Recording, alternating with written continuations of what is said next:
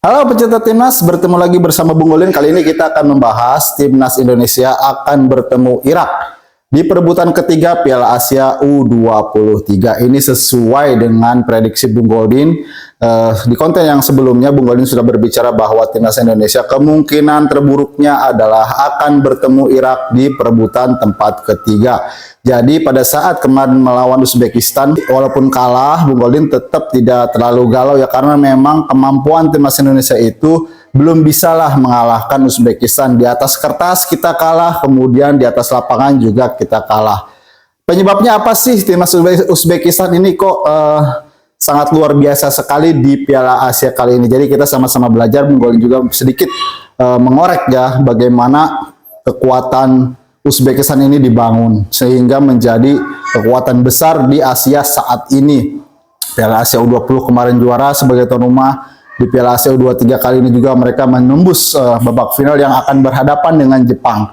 Jepang sendiri mengalahkan Irak di semifinal dan akan bertemu dengan Indonesia. Jadi harapan kita adalah, kemarin Bu Goldin sudah bicara, jangan muluk-muluk juara, kita yang penting bisa mengamankan tiket Olimpiade saja, itu sudah prestasi yang sangat luar biasa yang di luar dugaan semua kalangan sepak bola. Bahkan media dari Prancis mengatakan timnas Indonesia adalah perusak, dalam arti perusak strategi atau perusak skema yang ada di Piala Asia kali ini, karena bisa mengalahkan Australia, mengalahkan Jordan, mengalahkan Korea Selatan, dan masuk ke babak semifinal.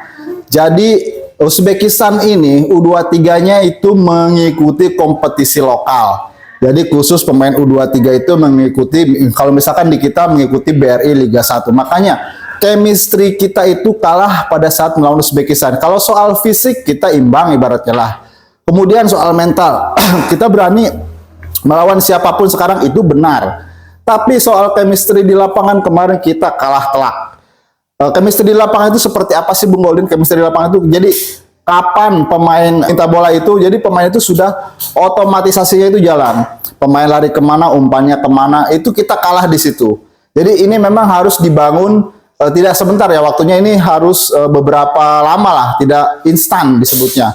Karena membangun chemistry seperti itu butuh waktu yang lama, kemudian butuh juga menit bermain yang lama untuk para pemain ini. Misalkan pemain ini bagus di U23, kemudian mereka bermain di klub luar. Ketika mereka kembali ke timnas, pakemnya sama, jadi sudah baku permainannya, chemistry-nya sudah jalan, jadi enak.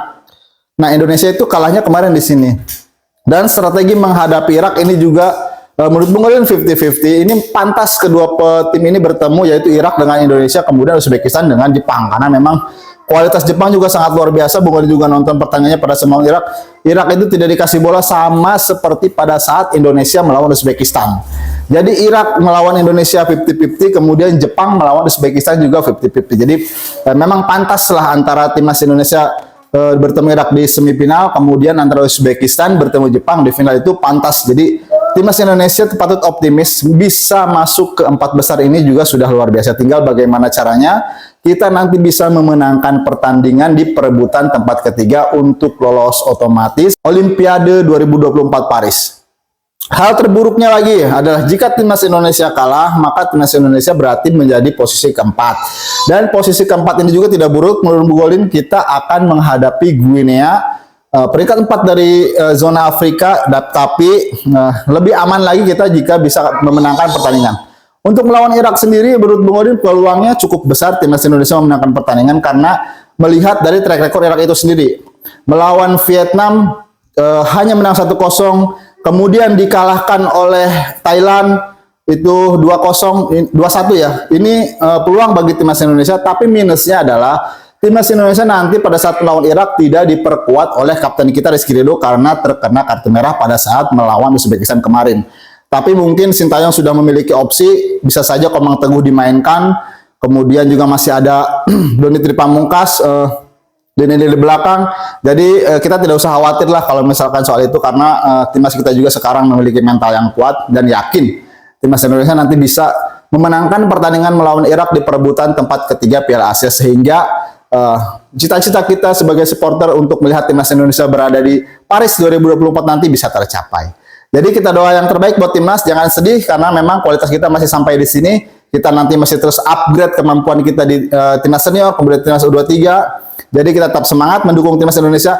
Nanti melawan Irak tanggal 2, perebutan tempat ketiga Piala Asia untuk menentukan timnas Indonesia bisa lolos ke babak putaran final Olimpiade 2024 Paris. Cukup sekian dari Bung Godin hari ini. Salam olahraga, salam timnas Indonesia.